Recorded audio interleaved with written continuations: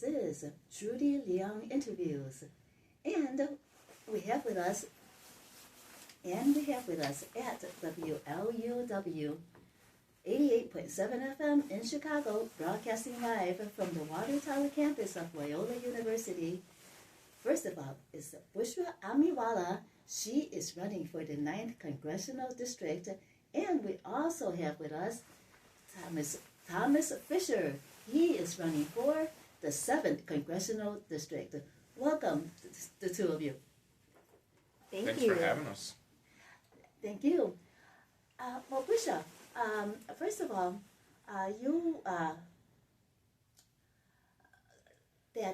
your initiative about books, not bombs. Could you describe that in more detail for us?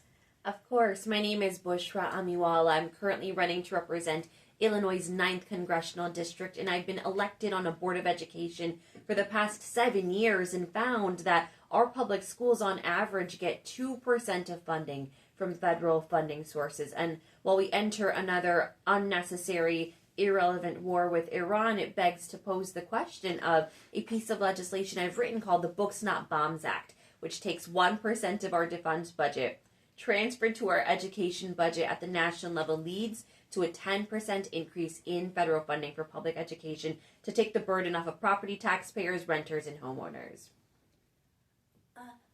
Bushra, what else in your agenda would you use defense funding?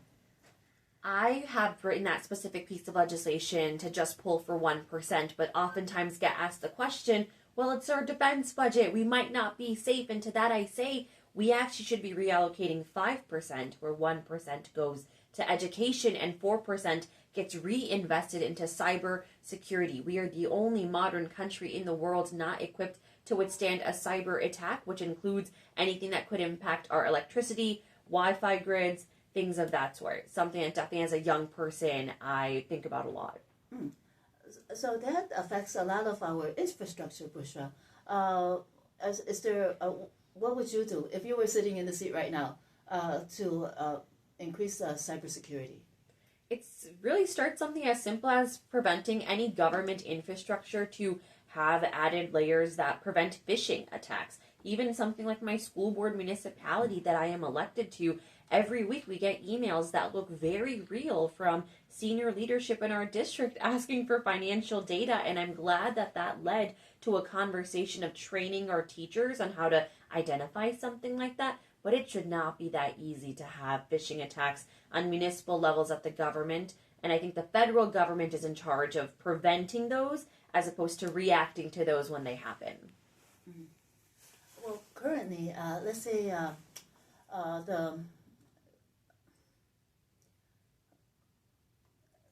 the current administration, a lot of the ways that they're doing things, and it seems as if since the House and the Senate is not in the Democrats' hands, let's hypothetically, because if you're going to be elected, you have to be able to navigate all sorts of situations. Let's say you're in the seat now, Bushra. What would you do to address this? The Democrats not being in control, and then a lot of the things that the current administration is doing. First, it starts with leverage, and then second, it comes political capital. We are in a safe blue seat in a safe blue state. Therefore, I have the political capital to push something radical, which I don't think is radical, such as impeachment. I can name 5 grounds for impeachment for President Trump right now. And that means that it just requires someone who's elected that actually has the political courage to get something like that done. As a legislative branch, we must reclaim our check that we have on the executive branch, and that is a lever that I don't see Congress pulling efficiently right now. Okay, so since they're not pulling it, there are a lot of Democrats. They're still there. And then all it takes is how many? 5 of them to, no, you said there's 5 reasons for impeachment, but how many, let's say, legislators could start that process? And why is it not even one is doing it? I think a lot of Democrats are scared that if they risk doing something like impeachment, they'll have a MAGA-funded Trump Republican primary them this upcoming midterm season, or they might risk that money flooding campaign cycle, which I think is a okay concern at best. To me, I don't think your political agenda and re-election capability should get in the way of progress when you're in the government side. And if you do your job well, I am positive your constituents will see that and re-elect you anyways. Thomas, what about your views? So for instance, there are your seat, for instance. No, not your seat. It's Bushra's seat. That's where someone is retiring. The current incumbent is retiring. But what about you, Thomas? What if you were in the seat right now? What would you be doing since you are a Democrat? Well, thank you for having me on.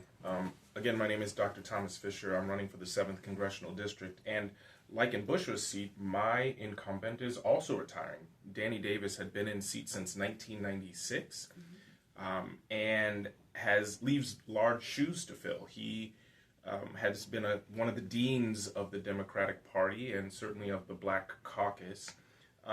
I'm excited about running because I view this as a healthcare election.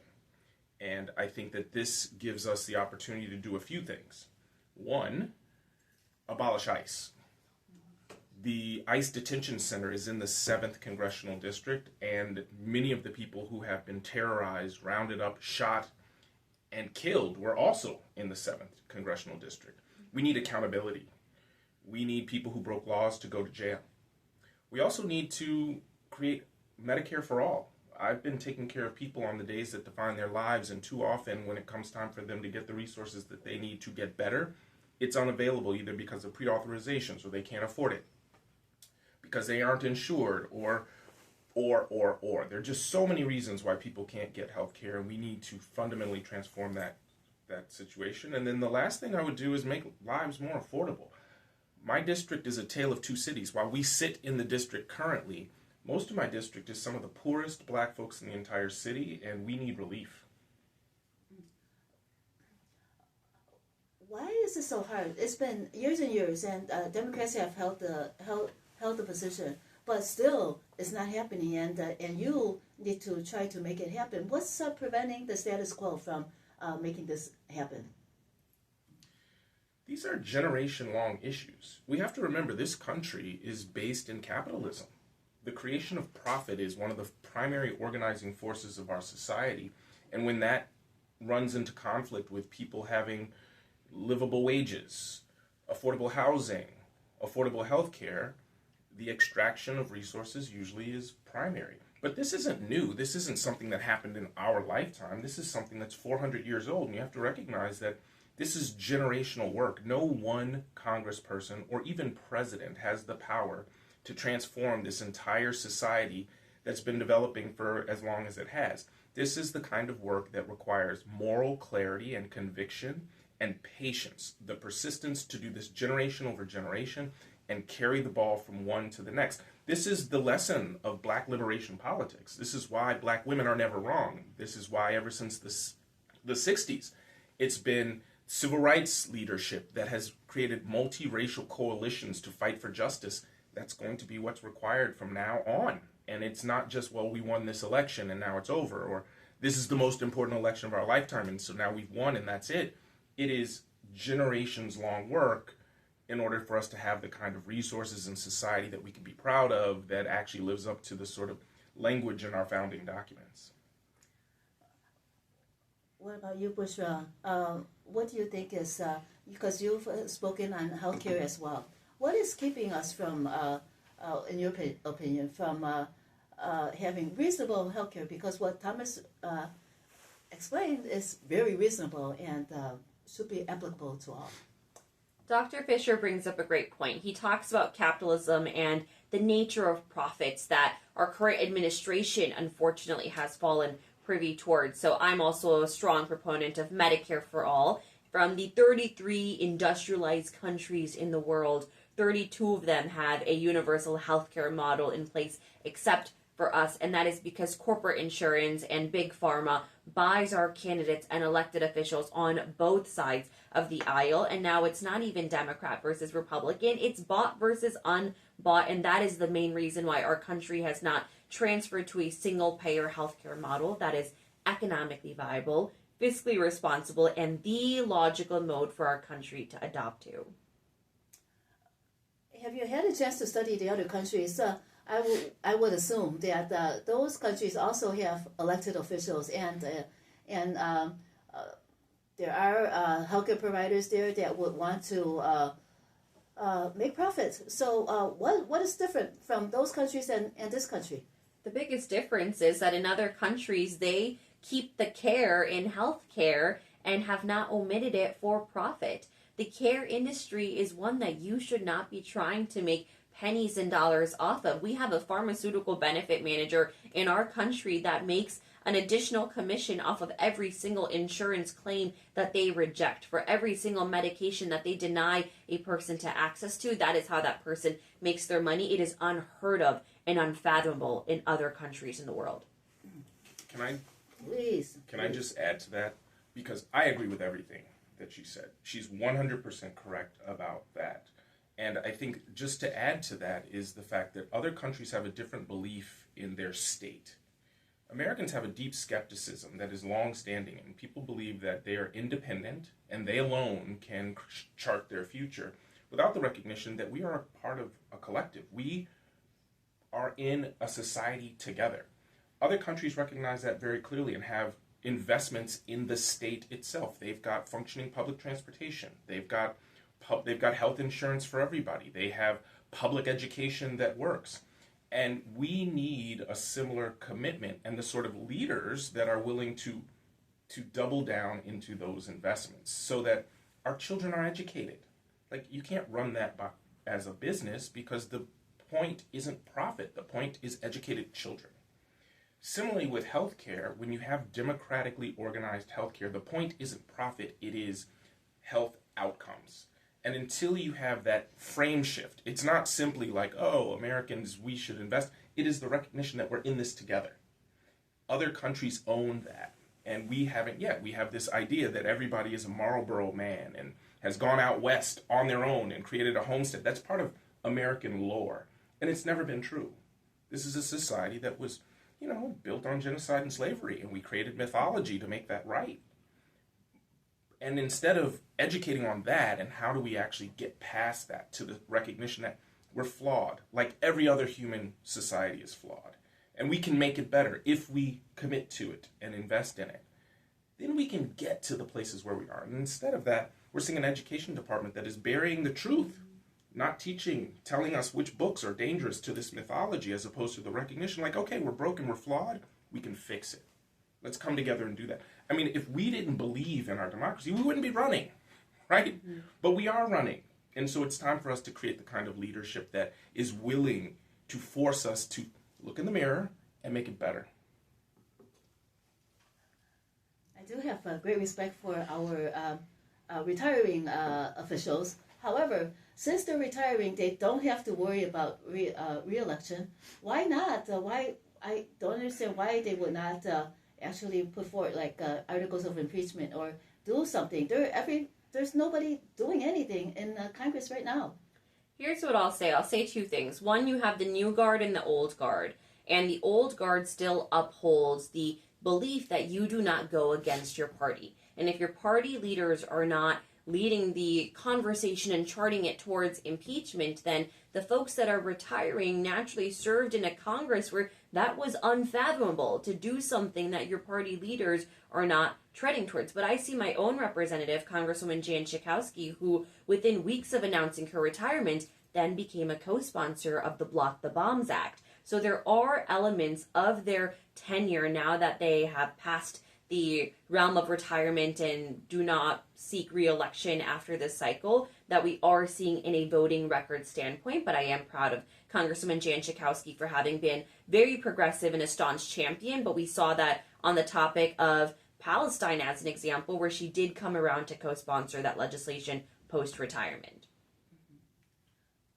And we've also noticed that, let's say the Democratic Party, the DNC, all that glamour and glitz did not help win the White House. Any opinions from the two of you on how that did not happen, and what would be better do you think they could have done to help regain the White House, keep the White House? And of course, that's applicable to your elections as well. So we saw that Republicans, they are really good at running on a platform of ethos, of emotion, whereas we have Democrats that come with logic. So when Republicans, they particularly capture fear as the emotion, which is a very cheap emotion to invoke. It's quick, easy, fast, and bad for you. It is the junk food of emotion. And when your mind is being tailored to react to emotion, no amount of logic will ever make sense. And that is where Democrats lost. It came down to messaging on that front. We are the party of innovation, of new ideas, of hope, and of optimism. And the fact that we did not lead with that, but we instead tried to be the lesser of two evils, is where Democrats missed the mark. I agree. I think that part of the way Democrats ran for the White House is Trump is bad, vote for us, as opposed to making an affirmative argument for what we are, right? And I think that there's a part of that which is also lacking moral clarity. What we said was, we have all of these people who are alongside us and democracy is at stake, and all these poll-tested arguments that don't touch what people are actually experiencing. People really were recognizing the fact that the gap between the haves and have-nots has never been bigger. And outside of that top 5 or 10%, people are struggling to get ahead. And if you don't speak to that clarity, people don't think that you are in touch. If you aren't speaking to the wars in the Middle East, if you aren't speaking to the threats of AI to your jobs, if you're not speaking to all of the salient today issues that people feel and are struggling with, people don't think you're in touch. And instead, your argument is, well, yeah, but Trump is worse. But what are you? And I don't think that Democrats in the last election did a great job speaking to their own definition clearly and with strength. I see that in these elections, now that we have 4 Congress people retiring, this next generation of leaders is defining themselves, not simply as we are against Trump, which we are, because that's part of being morally clear. Is you don't want somebody in office who's starting meaningless wars and driving up costs and driving away jobs and speaking with racism. And, these are things we can be against, but it is also about being morally clear about who we are and why. Do we take care of each other? Does justice center our policies and plans? Do we even understand who's in our district and why they matter? And if you can't do that, it's a problem. And I think that certainly Representative Schakowsky did that when she was in office. Representative Davis did that. And now it's time for this generation to do so with much more strength, and also make sure that we're passing the ball along so that folks with energy, courage, and passion are right behind us. And we've created these plans so that we can last long into the future. Well, you, Thomas, you did mention that you were... You can speak. Okay, go ahead. I was thinking you should speak into the mic. Oh, sorry. Thomas, you mentioned before that in your capacity, as a doctor, you saw the haves and have-nots get medical care or not get medical care, and that affected your position to run. Yes. Well, absolutely. Look, I've been taking care of people for 25 years, and it has been really clear to me from the beginning a few things. One of them is that we have a shared humanity, and that when you are sick and injured, as we all will be at some point, because we only get out of this one way, you have the same desires, no matter who you are, whether you speak English or not, whether you're old or young, whether you're black or white. And in the emergency department, that might be the only place in all of society where you have an opportunity to speak to literally everybody. CEOs fall and break their wrists just the same as bus drivers do. People who do not have homes and people who live in mansions both can get cancer and need care in those moments. And when you see folks in those situations trapped by a society that doesn't give people who are black and poor the things that they need to survive, trapped by society that if you're insured, you're still likely to go bankrupt when you're sick, you become radicalized. You recognize that if you don't protect people when they're sick and injured, if you don't feed the hungry, we've just cut SNAP. If you don't give people health care when they're sick, we've just cut Medicaid. What is this society? Now, you also have to recognize that I come from people who were enslaved in this country, who fought for civil rights.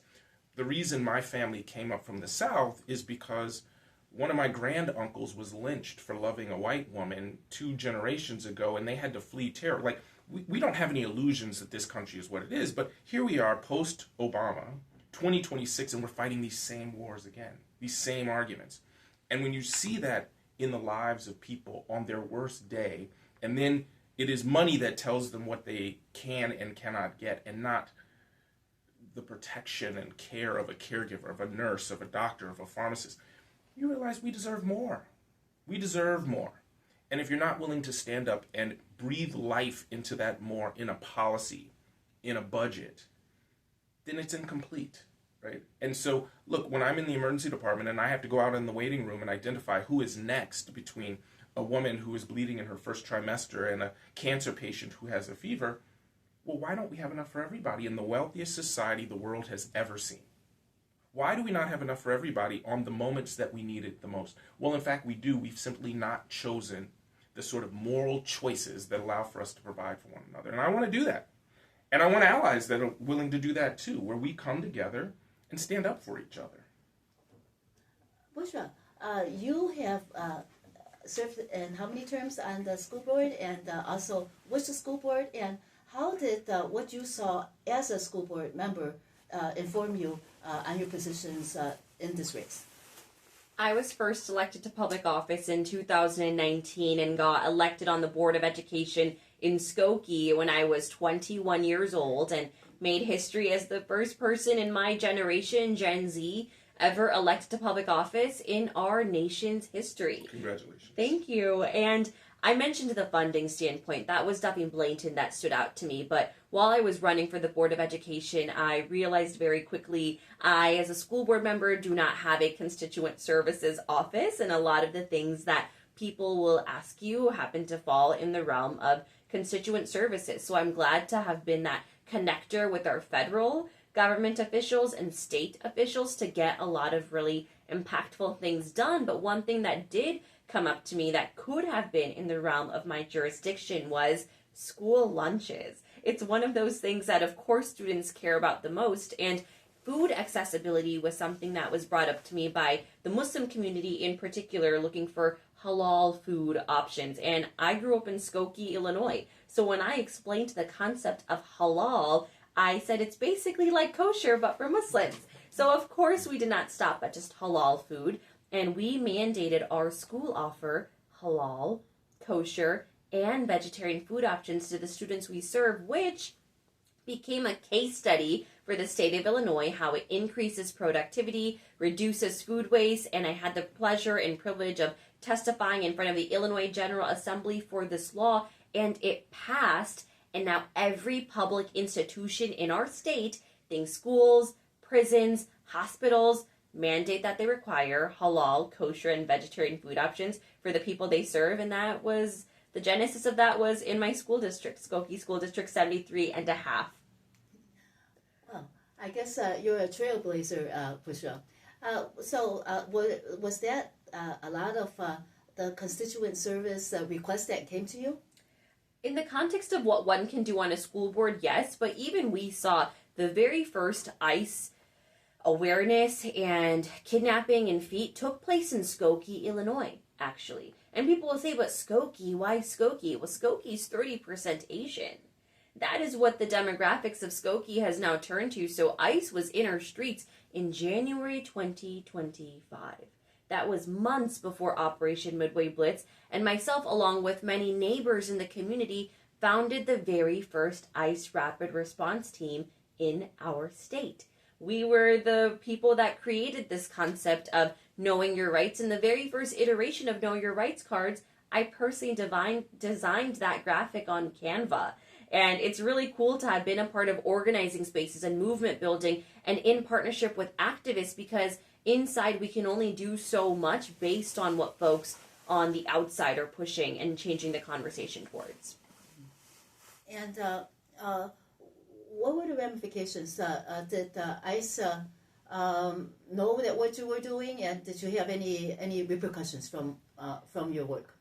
I don't think there were repercussions from ICE itself, but I think the biggest repercussions were, in spite of that, how many families were impacted and pulled apart and traumatized. And we have kids that know that if you have indoor recess, that means ICE is in the streets. ICE is in the community right now. We have people that fear purchasing groceries or going to their next doctor visit because they think that they might be stopped at a random traffic light and literally disappeared. And we have a processing facility in our state in Broadview, and then people get shipped off to whether it be Wisconsin or Kentucky, Texas. And these neighboring Texas, these neighboring red states without adequate documentation. And you can only know your rights so far when even U.S. citizens aren't safe from the current ICE upheaval. And absolutely you should abolish ICE. I have been around longer than ICE has.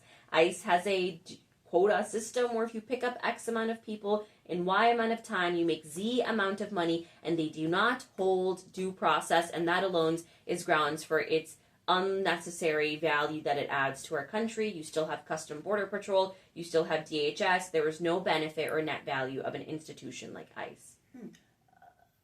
That's, I guess, a final question for you. So let's say you were to abolish ICE. What would be the steps to do it?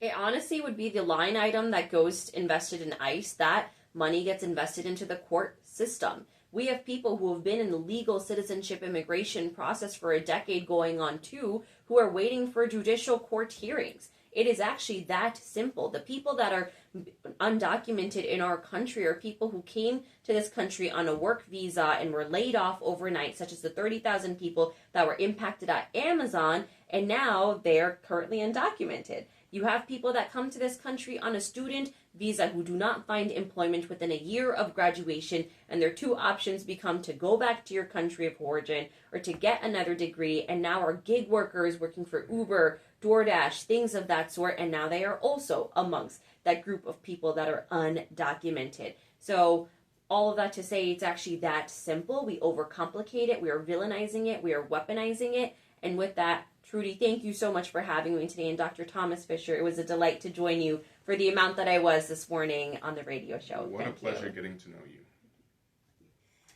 Thank you so much, Bushra. Hope you have a great day for the rest of your campaigning, and take care of yourself. Good luck. What a... Thanks for having me. Dr. Best of luck. Thank you, Judy. So,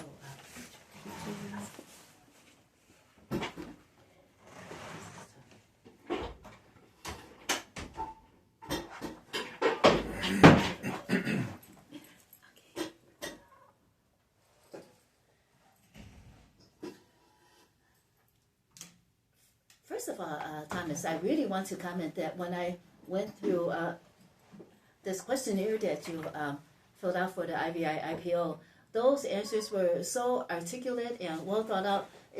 Did you do every answer? Did you have a team help you? You gave them like a basic blueprint and they helped you? It seemed like one person did it. Well, everything I do is teamwork, because to the extent that I had the bandwidth to fill that out, it was because I had a team giving me the room to do it. I had a hand in every answer. These are an expression of my beliefs. And I think that there's a component of this campaign, which is the recognition that our democracy is bigger than one person, and that if we don't have the capacity to speak clearly about our beliefs in moments like this, when we're on the record, then I'm not sure how you can trust what folks will do later. And so that organization is important. I mean, I was a little kid when Harold Washington became mayor. I don't remember much, but I do know he lived not far from me. I grew up in Hyde Park. He was living at the Hampton House, and the IVI IPO was one of the early supporters. And I was hoping to win their support. They ultimately chose a different candidate. But at the end of the day, the point of this campaign is to tell the truth. And also, just an aside, there were so many candidates. Oftentimes, it was a very, very difficult decision. Sure. And I don't hold that for or against anybody. Like, look, there are a lot of candidates in this race where if I weren't running, I might vote for them. I think that I am not a politician, right? I've never run for elected office, and I've never held elected office. I've been a servant, right? I've been taking care of sick people. And I've been trying to work on the healthcare system in ways that will honor folks' humanity. I worked in the Obama administration trying to improve health reform. I did implementation. I've always... How again, in the Obama administration, what did you do? I was a White House fellow, which put me as one of... And how old were you at the time? Early 30s. Oh, okay. 2010, 2011. And you were already a doctor? I was already a doctor. I finished medical school in 2001. I was... I went straight through, so I was relatively young when I finished. I finished residency before I turned 30. And I had this belief back then that you could fix it, right? That healthcare was... I had this belief that you could fix things, that so many of the problems in healthcare were just big misunderstandings, and that once you got better information, people would, we would just build a better solution. And I was pretty young when I realized, like, no, that's not the case. That, in fact, what you need is power.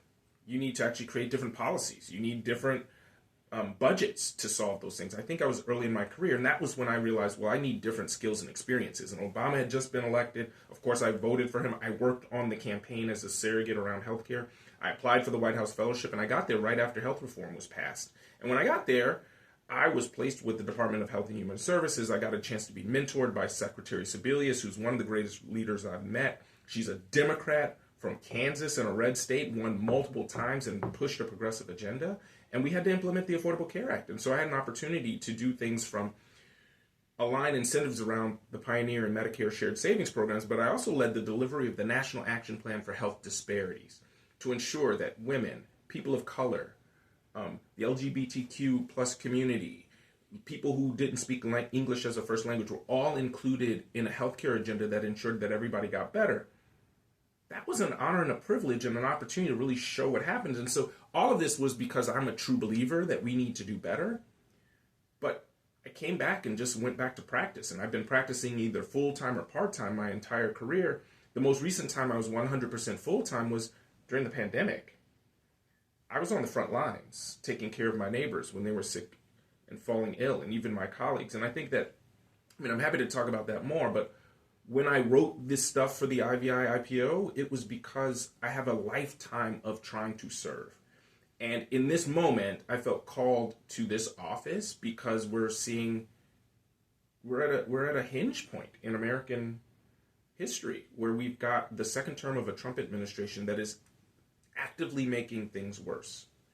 And if people like me who care for others don't stand up in these moments, well, who will? We need more regular people who look at this as a moment of public service, not politics, to stand up and do what's necessary in order to make society better. We need not just doctors, we need nurses, teachers, principals, engineers, regular people who believe things can be better and have expertise. Why aren't principals in Congress making the education department better?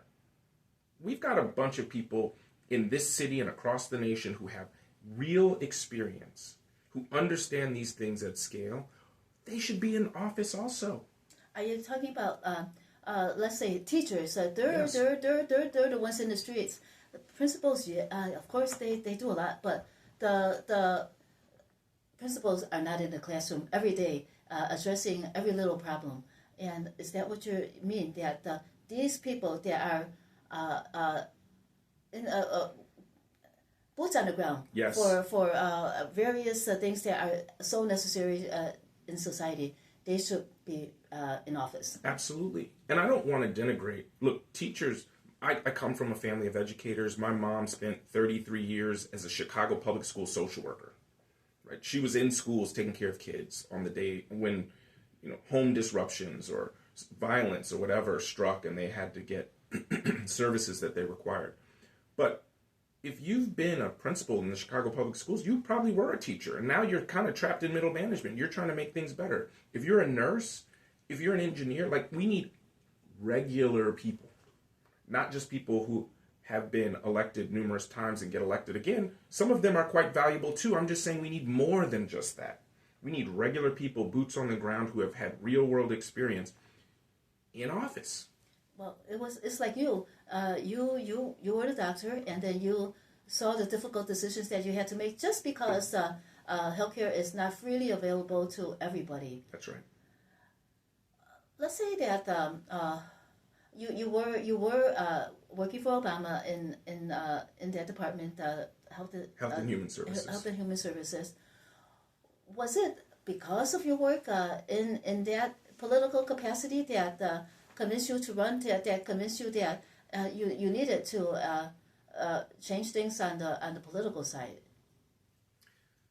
Well, I think that gave me the understanding of what was possible, and the and the power of creating policies for 50 states. I think what convinced me was more this history. I mean, Shirley Chisholm stood up and demanded more from our democracy. I think that I see myself as part of this long chain of leaders who recognize America for what it is and demand that it do better, even though that means transformation, even though that means using our imagination more so than our history, even though that means your likelihood of success is small. But if you don't demand that, all you get is more of the same. And I think that to the extent that I am American, right? I come from people who didn't come here by choice. We were not immigrants. We built this country for free. We're the ones who have stood up and demanded that it become better because there's no place to go, right? This is it. And so I think that the Obama experience showed me what was possible, that there are these moments where you can make a step forward, where you can make change. And I think that it is in times like this where you see that, where things are getting worse, where unemployment is rising, where costs are rising, where we're in wars that don't make any sense and have no basis in our... I mean, we bombed a school full of girls. Hundreds were killed. It's in times like this where you actually can make big change. It's difficult to make changes when things are kind of muddling by, where things are kind of okay. But when things are bad, that's when everybody can put aside their differences and not say, well, it has to be perfect. We can say, no, we need much better than this. That's when you can get Medicare for all. That's what I was actually thinking, because I've been asking these questions of a lot of candidates. Why aren't the Democrats stepping up to the plate? These are the difficult times where we need them. And then, do you see what they're doing? Are they doing anything to alleviate the situation? I'm starting to see them do more. I mean, we did shut down the Department of Health and Department of Homeland Security this time, and it's still shut down. We shut down government over healthcare last year for a month or so, but then the Senate folded rather than getting exactly what they demanded. I think they learned from that. I also think they start to see reinforcements coming. They're seeing some of the election results across the nation where candidates that are speaking like myself and Bushra, who are like, no, we need something different and better, both are shaping the future, and then they're winning. Not just the language but then they're winning. And that means that there's possibility of change. And I think that helps them to stand up stronger. But I also think, like, there's generational change happening. Many of our electeds served admirably for quite some time and are now retiring.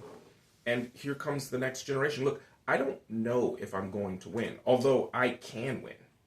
Right? I have very promising opportunity in the next 10 days. But more than that, how you run matters. It's like you don't get to choose how you die, you choose how you live. And running a campaign that speaks clearly, that stands up for the vulnerable, that reflects a lifetime of service, helps to set the playing field.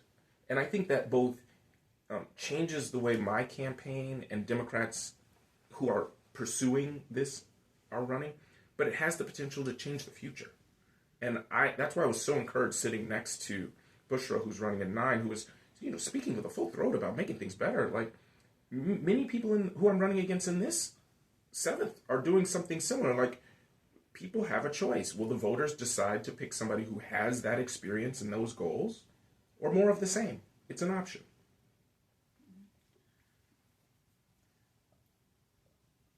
Speaking of Bushra, she's so energetic, and then she's probably fasting too. So, all hats off to her. Anyway, when you were working with Obama for the ACA, did you see anything that could have been improved at that time over what was actually legislated, and then? Were you able to put in your opinions, and then is that even allowed? Well, let's be clear. When I was there, I was young, right? I was I served as a special assistant, which is like a counselor to the secretary, which is a very important position. I got to be in the room, but being in the room is different than being the decision maker. And many of the rules we got to create the rules, not the law. And the law was in Congress. I think that Congress made compromises in order to get things done that, in retrospect, I wish there are a few things we could have done differently. For one, it needed to be richer. Like, we needed more money in it. Like, for example, we needed to fund the ACA better. We needed more money at the state level. I think there was also an opportunity to protect women's health more effectively. Like, we've been relying on R v. Wade, which is now gone, but that was an opportunity to codify it in healthcare. They had no idea at the time that it might go away. Right? How could they? It had been standing law for so long. It is roundly popular. People in America were happy with it. It took a minority voice to overturn it, but they did. I also think it was an opportunity for a public option to show what Medicare for All might look like. One of the main reasons people stay in jobs they hate is because of healthcare. If you have a child at home who needs a prescription, you can't risk it on moving jobs or starting your own company. If you need a surgery coming up, you can't risk it. But if you had a public option and you were in that, you could go from job to job. You could start your own company with the idea and the energy that you had. I think it was an opportunity that we missed. Now, let me be charitable. This is all in retrospect, right? At the time, people thought that it would be so popular, and it is, that we would just work to improve it over time. Well, they were right about one thing. It is extremely popular. The downside is, instead of making it better, Republicans have been working hard to make it worse, to tear out the protections, to reduce the funding. And if it was the starting block where we just build on it instead of pulling it back, we might be in a different place right now. But that's not what happened. And so you look back and you're like, man, we should have gotten more. But at the time, they were like, great, we got a whole lot, mostly insurance reform, Medicaid expansion, and a few other options. But things like no lifetime maximums have saved lives. Medicaid expansion saved lives. I mean, I don't want perfect to be the enemy of good, but we can really do much better, and we must. Let's say, the Republicans try to tear it apart. Let's say there's a second time around, and you're in office, and then there's this bill that's going to provide better medical care for Americans. How would you codify it so that let's say the Republicans do get into office again, so that it's harder for them to tear it apart? Yeah, I mean, this is why I think we need Medicare for all. When I say Medicare for all, I don't mean actual Medicare, because in many ways Medicare isn't perfect. In what way isn't it perfect? Well, first of all, Medicare is expensive. There's a high deductible, which means when you first get care, you are spending out of your own pocket before the insurance kicks in. And how how does that affect, let's say your patients? Do you see patients opting out of care because they can't afford the deductible? All the time. Not just for Medicare, but for all insurance. I've had patients who need to be hospitalized or need an operation, delay care and check out and go home because they're worried about the bill. And what about parents who unfortunately can't afford to treat their children? Do you see that? We do, but children are usually covered under Medicaid, which has much better coverage. First dollar, every dollar gets supported in Medicaid. Now, the challenge with Medicaid is it doesn't pay hospitals, clinics, and doctors as well as Medicare does, so fewer people accept it. But most children are being covered under Medicaid, and so they tend to get care that they need when they can find it.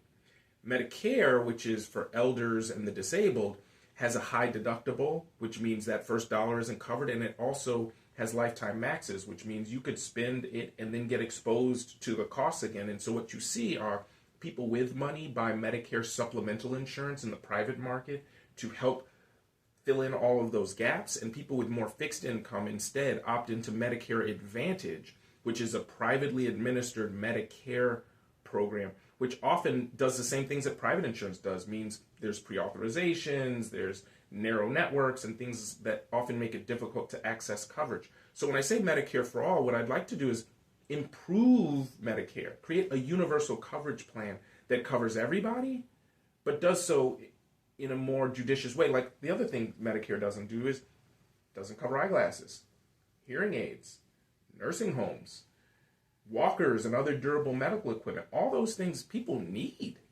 You got to cover all of that, but we need to do it under a democratic system so people can take it with them when they move from city to city, from job to job. And also it protects them when they need it most, so they're not thinking about it. Well, all of the situation that you described, of course, is affecting the Americans.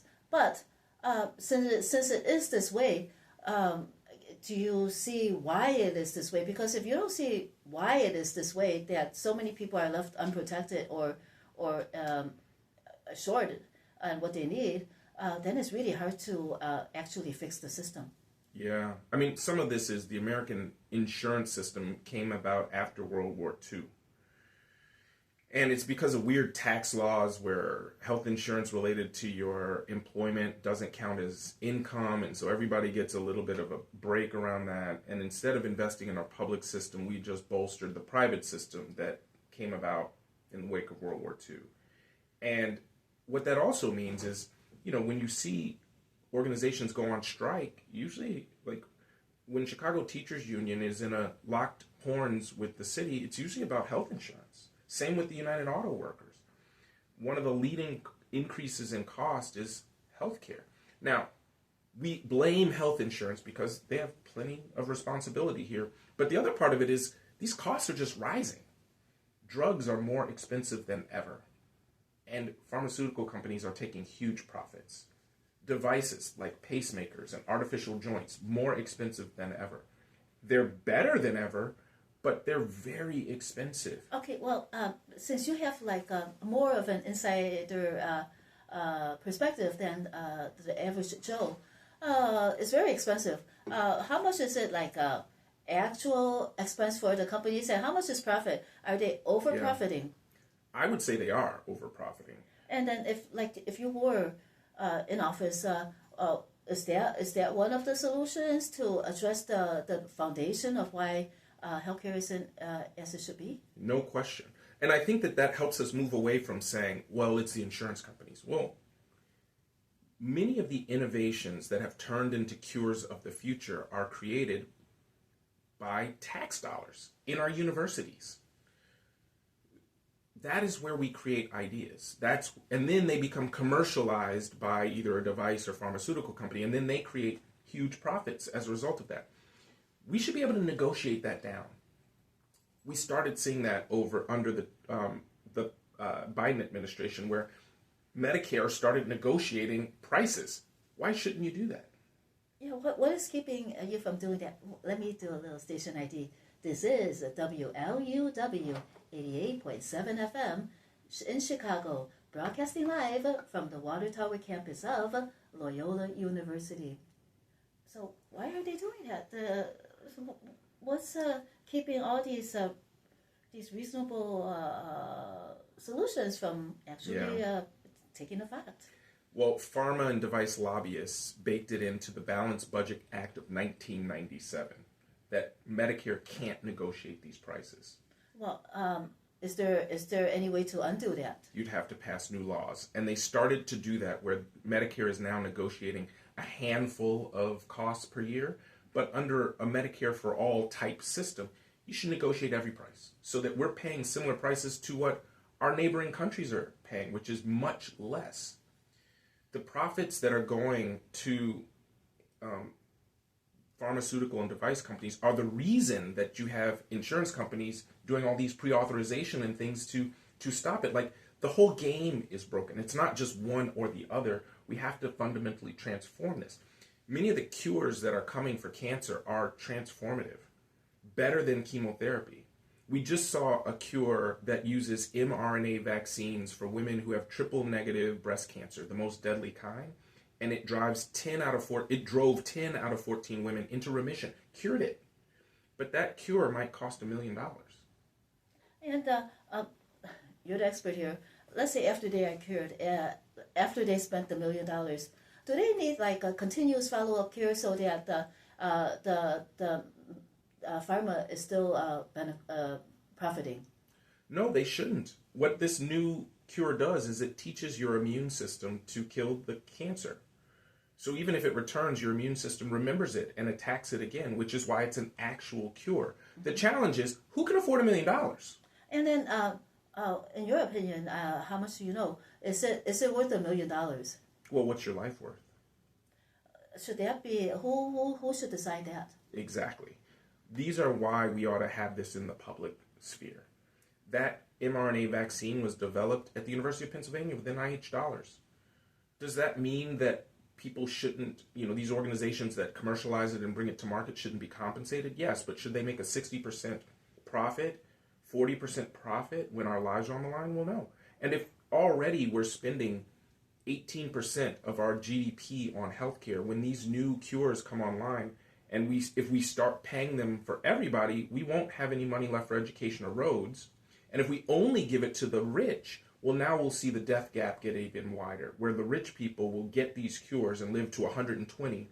And if you're not rich, you die in your 50s. It isn't fair. And that is why these sorts of things should not be a part of the market. They should be a part of democracy. And if they're just a part of the market, we will see inequities and injustice in the same way that we're seeing now, except worse.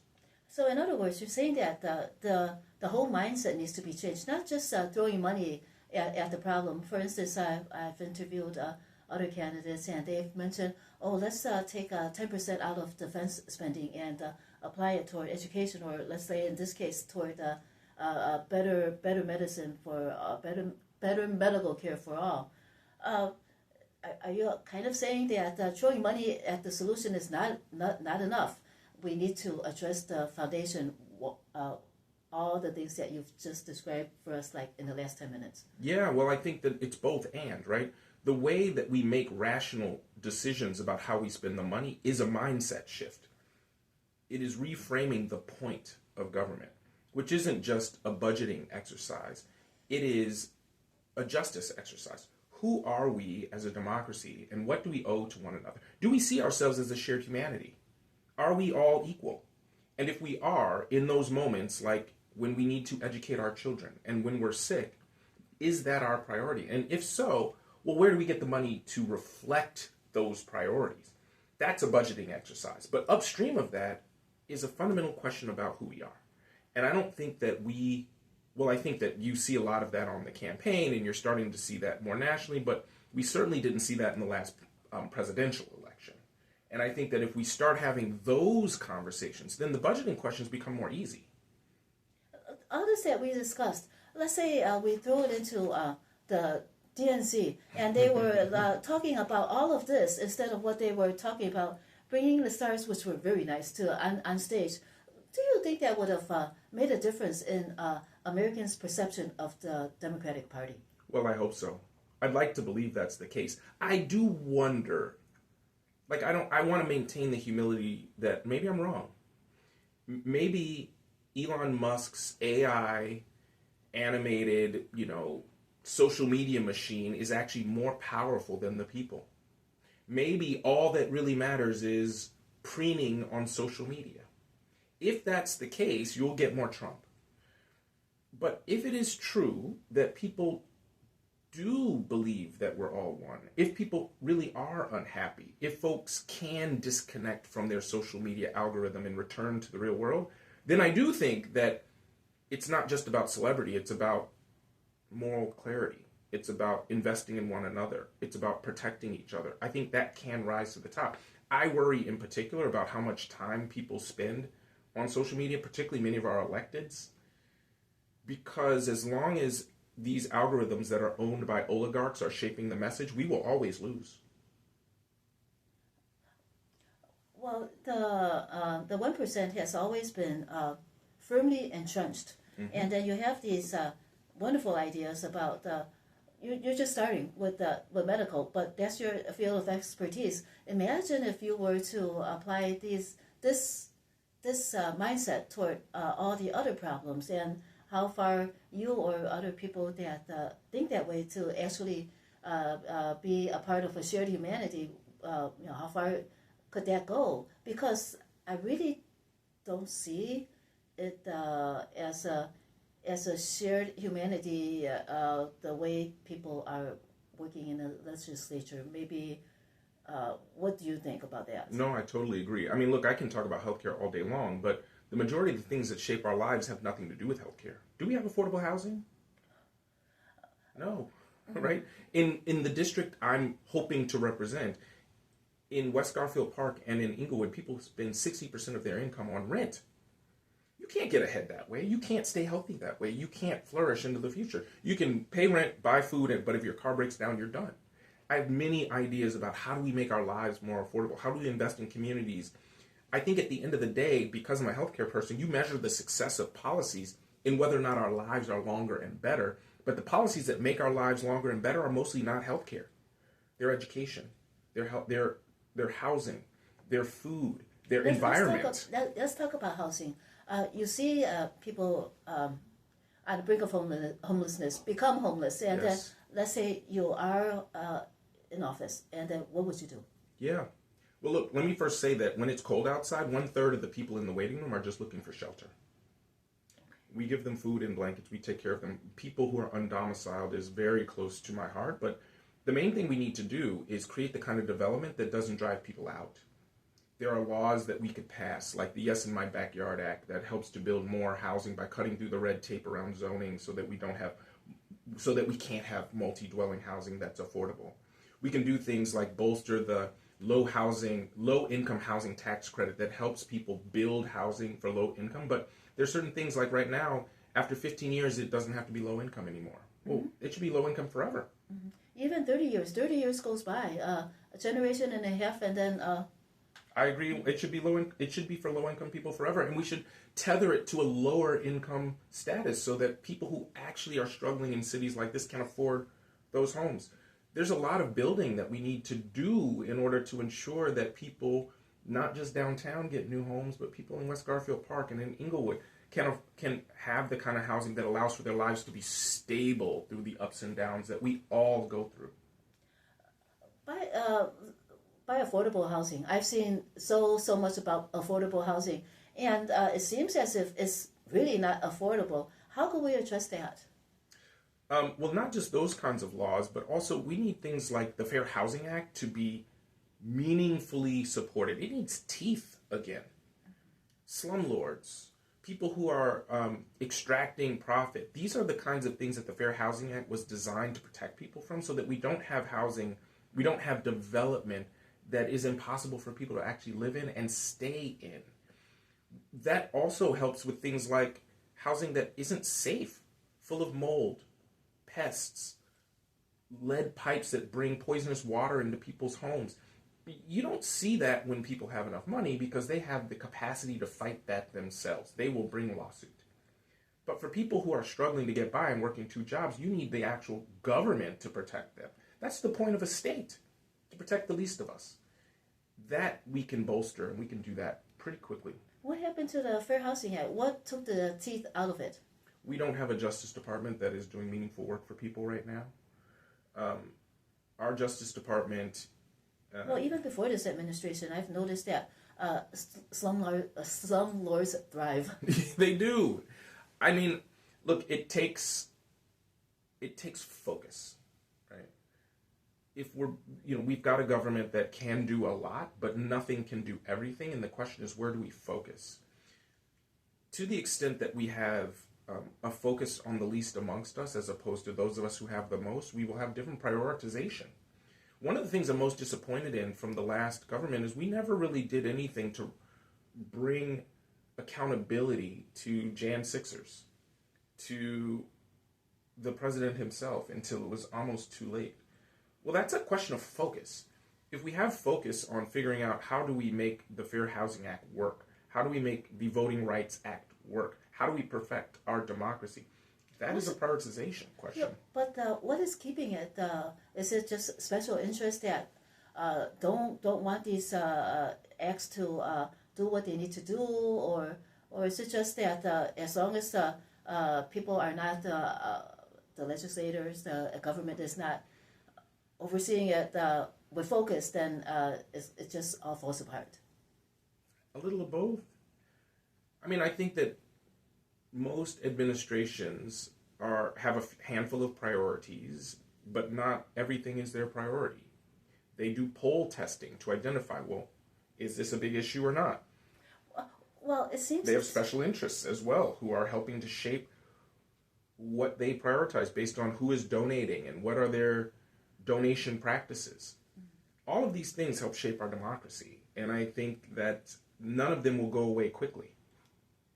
Because you talk about poll testing, but when people are polled, they are not necessarily as informed as you are, and they might answer, and they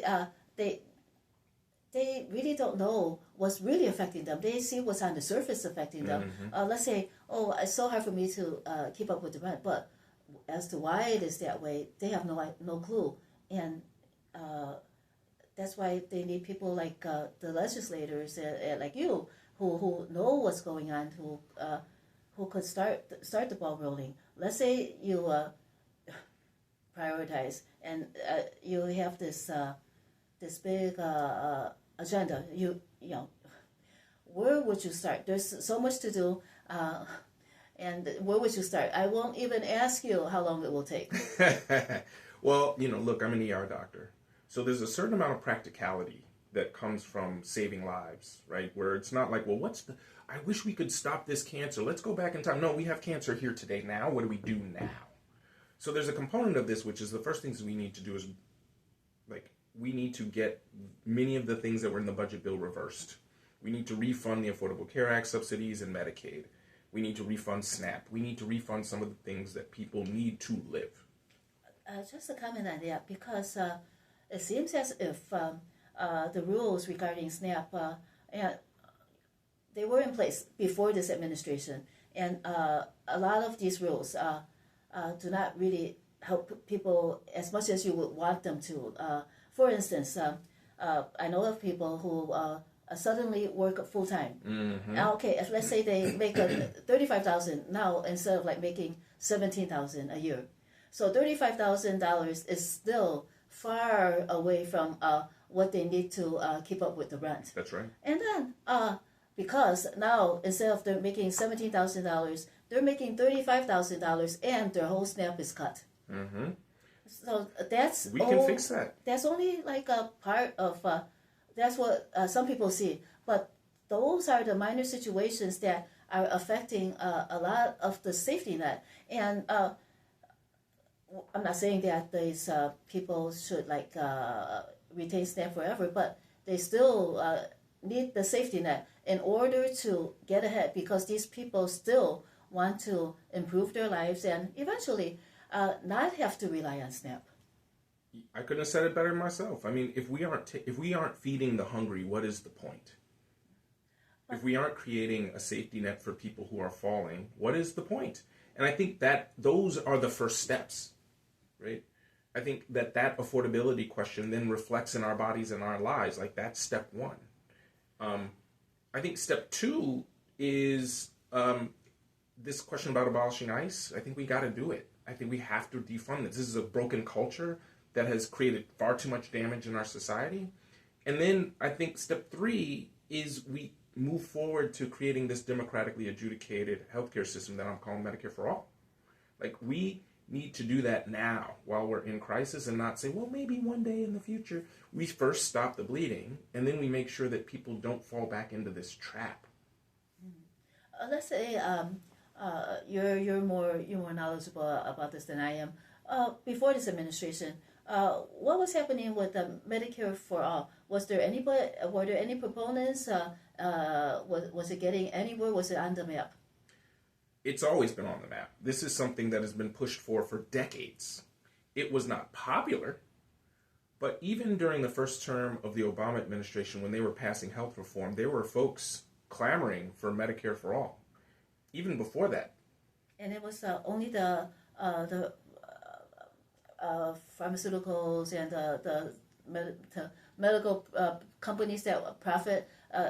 Those are the ones that were keeping it from taking shape. Well, I think a lot of folks were standing in the way. Pharma was standing in the way. The American Medical Association was standing in the way. Like, a lot of folks were saying, well, this is too much. We just need some like tinkering here or there. I just think that the people have seen the crisis now. Hospitals are on the brink of closure. Oh, I see. Hospitals close all the time. Yes. And now more are on the brink of closure. I sit on the board of a safety net provider out of state, and we've had to close clinics already because of these cuts.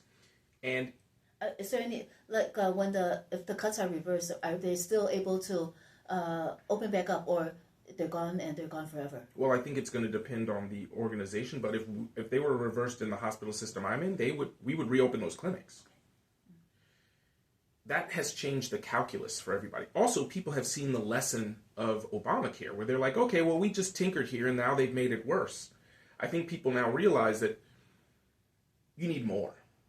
And so that has changed the politics. I think that even when I was a student, there's been conversations about how do you create a universal care system that looks like Europe or Canada or other developed nations. So none of this is new. This is old. The question is, do we now have the moment to actually do it? And the political will to reject those donations.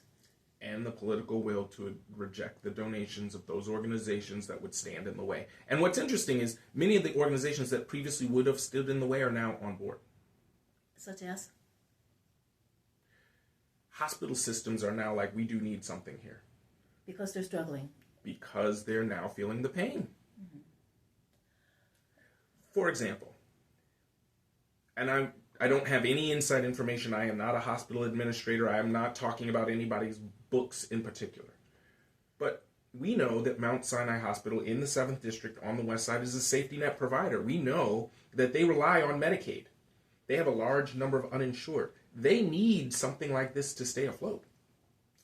And if they close, those people who previously went there don't suddenly get healthy. They're still people who need care. Well, now they're going to go to places like Rush, like UIC. Everybody is invested in keeping these places afloat and going at this point, because otherwise everybody suffers. So when these patients have to go to Rush or UIC, do they have to pay more? I suspect that the amount, that the cost that they're exposed to will be very similar, but the challenge is all of these places are already overburdened. And they might not get accepted, is what you mean? I mean that they will, if you go to the emergency department anywhere in the country, you can be cared for regardless of your ability to pay. That's the law. That's why I practice emergency medicine, because when I chose, I wanted to go where I could see everybody. Mm-hmm. I never know somebody's insurance status when I take care of them, because the law says it doesn't matter. If you, instead of going to Mount Sinai, now go to Rush ER, you'll be there. You'll just, instead of waiting 8 hours, you'll wait 12 hours. Every hospital in this city is overburdened. Every one. And if you start to take hospitals out of the system, those that are left behind will be even more burdened. It's not that they'll be turned away, it's just there isn't capacity. Even now there isn't capacity. And so now you have people who are on the sidelines. Everybody is speaking with a full throat. The entire house of medicine is like, we need better now. So what would it take to increase capacity? Well, first of all, it means making people healthier so that they don't need quite as much emergency care. That's the housing, food, school, like where we live, learn, work, and play shapes our bodies and lives. The second is deep investments in our public health system so that, again, people get preventive care, they get prenatal care, they're managing their blood pressure. The majority of the reasons why the District of the 7th has a 20-year life expectancy gap is chronic illness, diabetes, hypertension. It's primary care management. You can do that. Is it that they're not able to access the care, or is there any like trust issues that they actually don't see the doctor as much? All of the above. It is both difficult to access, cultural competent care is hard to find, these medications aren't free. Like you add all of these things together and you end up, people's lives are so complicated. If you have to take medication twice a day, but you're working, what if the medication makes you lightheaded or have to use the bathroom, but you're driving Uber? Like all of these things add up to make it more challenging.